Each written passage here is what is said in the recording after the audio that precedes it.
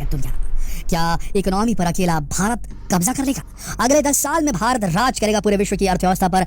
ऐसी घबराहट महसूस हो रही है दुनिया की महाशक्तियों को, आर्थिक महाशक्तियों को। ये जी घबरा रहा है कि भारत जो है आने वाले 10 साल में पूरी तरीके से पूरी बाजी पलट कर रख सकता है। दुनिया को डर है कि कहीं आने वाले वक्त में इकोनॉमी पर अकेला भारत कब्जा न कर ले। क्या आने वाले 10 सालों में भारत पूरी अर्थव्यवस्था पर राज करेगा? भारत की इकोनॉमी का लोहा तो संयुक्त राष्ट्र ने भी मान लिया है। कहा है कि भारत दुनिया की सबसे तेजी से बढ़ती अर्थव्यवस्था बना रहेगा।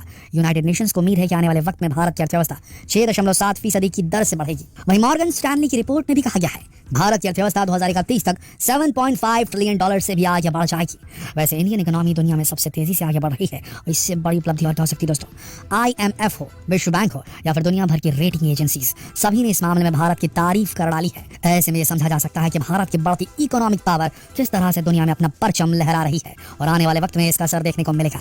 आइए जरा डिटेल में इस बात पर चर्चा कर लेते हैं, पर उससे पहले अगर आपने अब तक हमारे चैनल को सब्सक्राइब नहीं किया तो यही सही समय है, अभी सब्सक्राइब कर लीजिए और बेल आइकन को प्रेस कर लीजिए। दोस्तों, मॉर्गन स्टैनली एक बहुत ही विश्वसनीय फर्म, एक ऐसा इंस्टीट्यूशन जो बहुत रेप्यूटेबल है, उसने एक रिपोर्ट के अनुसार भारत की अर्थव्यवस्था साल 2027 तक दुनिया की तीसरी सबसे बड़ी अर्थव्यवस्था बन जाएगी, ऐसी भविष्यवाणी की है।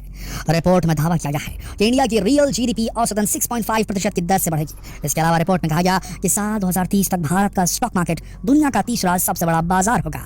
एक्सपर्ट्स का मानना है कि मैन्युफैक्चरिंग सेक्टर, एनर्जी सेक्टर और डिजिटल इंफ्रास्ट्रक्चर में होने वाले निवेश की वजह से भारत की अर्थव्यवस्था की सूरत बदल जाएगी।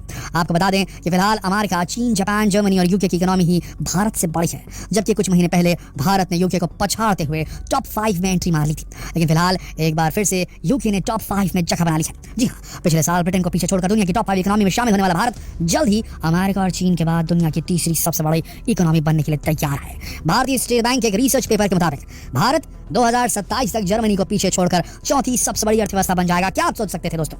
जर्मनी, जिसके पास ऐसी कंपनीज हैं, ऐसी ऑटोमोबाइल डिवाइस करने वाली कंपनीज हैं जो पूरी दुनिया में राज करती हैं, उसे पछाड़ देगा इकोनॉमी में एक कृषि प्रधान देश भारत।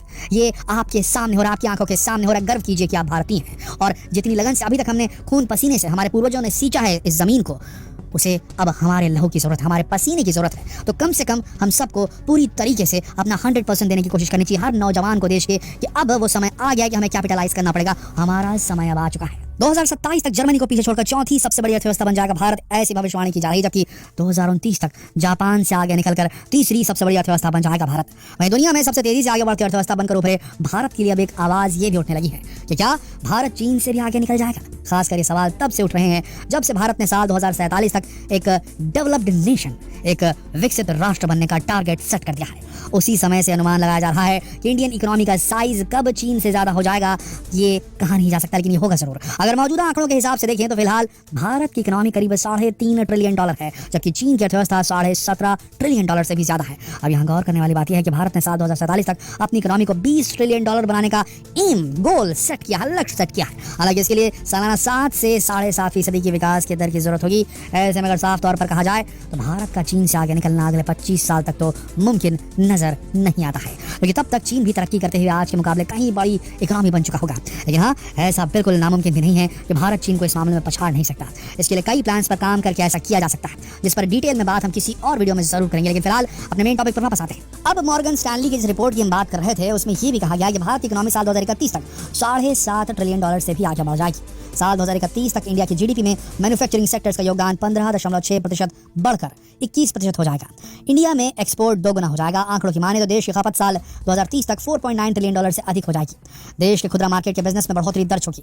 अब सवाल ये भी तो उठता है ना कि आखिर भारत की अर्थव्यवस्था की तेजी के पीछे के कारण क्या होंगे, किस वजह से भारत की इकोनॉमी को मजबूती मिलेगी? तो एक्सपर्ट्स बताते हैं कि भारत के डिजिटल इंफ्रास्ट्रक्चर की वजह से काफी बदलाव देखने को मिलेंगे। जी हाँ, आने वाले वक्त में भारत पूरी दुनिया में IT आउटसोर्सिंग की पहली पसंद बन जाएगा। आपको बता दें, पूरी दुनिया में आउटसोर्सिंग पर हर साल 180 बिलियन खर्च होता है, जो साल 2030 तक $500 बिलियन पहुंचने की उम्मीद है। इतना बड़ा मार्केट है इसका, जिसका फायदा भारत के आउटसोर्सिंग को मिलेगा। भारत में आउटसोर्सिंग इंडस्ट्री बहुत बड़ी है और ये पैसा भारत को मिलेगा। देश की तरक्की में ऑटोमोबाइल सेक्टर का भी बड़ा हाथ होने वाला है, क्योंकि इलेक्ट्रिक व्हीकल्स में भारत की टेक्नोलॉजी बाकी देशों से धीरे धीरे एडवांस होती जा रही है। ये मौका हमने पेट्रोल डीजल इंजन में तो चूक गए थे, लेकिन बिजली वाले इंजन को डेवलप करने में हमारे देश ने काफी तरक्की कर ली है। दरअसल 2022 में भारत जापान को पीछे छोड़ते हुए दुनिया का तीसरा सबसे बड़ा ऑटोमोबाइल मार्केट बन चुका है। ये 2022 में हो चुका है, अभी हो चुका है। सोचिए दोस्तों, भारत भारत में साल 2022 में कुल 42.5 लाख नई गाड़ियां बिकी हैं, जबकि जापान में 2022 के दौरान कुल 42 लाख यूनिट्स गाड़ियां ही बिकी है। वैश्विक ऑटो बाजार में भारत ने जापान के दबदबे को पीछे छोड़कर दुनिया का तीसरा सबसे बड़ा ऑटो मार्केट होने का रुतबा हासिल कर लिया है। वहीं महामारी के बाद से पूरे विश्व के देशों को चीन से सामान मंगवाने में दिक्कत हो रही है, इससे पूरी दुनिया चीन पर डिपेंडेंसी कम करना चाहती है। दुनिया चाइना के अलावा किसी और दूसरे देश से इंपोर्ट करने का ऑप्शन खोज रही है। इस ऑप्शन के तौर पर भारत विश्व की पहली पसंद बन गया है, यानी भारत चाइना का मजबूत दावेदार बन सकता है। वैसे भी मॉर्गन स्टैनली की रिपोर्ट में दावा किया गया कि भारत में बड़ी मात्रा में निवेश की संभावना बढ़ रही है। इसके अलावा देश में कॉर्पोरेट स्ट्रक्चर लेवल पर टैक्स और इन्वेस्टमेंट को लेकर हो रहे सुधार भी विदेशी इन्वेस्टर्स को अधिक अट्रैक्ट कर रहे हैं। इसके अलावा भारत की सरकार की ओर से इंफ्रास्ट्रक्चर को बढ़ावा देना, डिजिटलाइजेशन बढ़ावा देना, बिजनेस करने के लिए एक इकोसिस्टम तैयार करवाना जैसी चीजें भी बाहरी निवेशकों को अधिक आकर्षित कर रही है। वहीं कंज्यूमर्स का मजबूत होना भी इसकी एक बड़ी वजह हो सकती है। अगले दशक के दौरान प्रति व्यक्ति आय बढ़कर 2.3 गुना होने का अनुमान है। CEIC और मॉर्गन स्टैनली रिसर्च आंकड़े बताते हैं कि 1981-82 में प्रति व्यक्ति आय 21,700 रुपए थी। बीते वित्त वर्ष में ये 1.83 लाख यानी कि 1,83,000 रुपए से कुछ ज्यादा थी। मौजूदा रफ्तार बनी रही तो ये 4.22 लाख यानी कि 4,22,000 रुपए तक पहुंच सकती है, जबकि ब्रिटेन, जर्मनी और फ्रांस में तो ये सिर्फ 1.5 गुना ही बढ़ेगी। अब बात देश की तरक्की की हो तो भला महिलाओं को कैसे भूल सकते हैं। आंकड़े बताते हैं कि अगले एक दशक के दौरान टोटल वर्किंग आबादी में महिलाओं की हिस्सेदारी 35% से ऊपर हो जाएगी। भारत में ये साल 2021 में 25% पर सिमटी हुई थी। वैसे आपको भी बता दें कि संयुक्त राष्ट्र ने ये भी कहा है कि भारत इस साल 5.8% की ग्रोथ रेट दर्ज करते हुए fastest growing economy in the world बना रहेगा, जबकि बाकी दुनिया की विकास दर महज 1.9% रहेगी। वहीं भारत की कुल GDP को लेकर अंतर्राष्ट्रीय मुद्रा कोष का भी अच्छा अनुमान है। इसने दिसंबर में अनुमान दिया था कि वित्त वर्ष 22-23 में भारत की रियल GDP 6.8% पर रह सकती है। इससे अगले साल यानी कि वित्त वर्ष 23-24 में भारत की रियल GDP के 6.1% पर रहने का अनुमान है। इन सभी तथ्यों को देखें तो हमें यह मानना होगा कि देश ने आर्थिक मोर्चे पर काफी शानदार मकाम हासिल किया है और ग्लोबल चुनौतीपूर्ण माहौल में भी, जब ग्लोबल रिसेशन का माहौल चल रहा है तो भी यहाँ आर्थिक विकास का चक्का थमा नहीं। भारत में देश के लोगों के पास फूड सिक्योरिटी के अधिकार के तहत खाने पीने के सामान की व्यवस्था है। भारत की वैक्सीन डिप्लोमेसी की कायल हुई पूरी दुनिया, जब भारत ने कई देशों को महामारी से लड़ने के लिए वैक्सीन भिजवाई। देश की कूटनीतिक सफलता के साथ ही आर्थिक सफलता के परिप्रेक्ष्य में देखें तो भारत आज किसी भी विकसित देश से कम नहीं है। और अगर ऐसे चलता रहा तो वो दिन दूर नहीं जब दुनिया की इकोनॉमी पर भारत राज करेगा और इसी से वेस्टर्न कंट्रीज या यूरोपियन कंट्रीज थर थर कांप रही हैं और भारत की संप्रभुता को डिगाने की कोशिश कर रही है। आशा करते वीडियो आप सबको जानकारी देने में कामयाब हुआ होगा जो देना चाहता था। अगर आपको वीडियो पसंद आया तो जितना हो सके इस वीडियो को शेयर करें फेसबुक पर, व्हाट्सएप पर, यूट्यूब पर। अब तक अगर आपने हमारे चैनल को सब्सक्राइब नहीं किया तो कृपया सब्सक्राइब करें।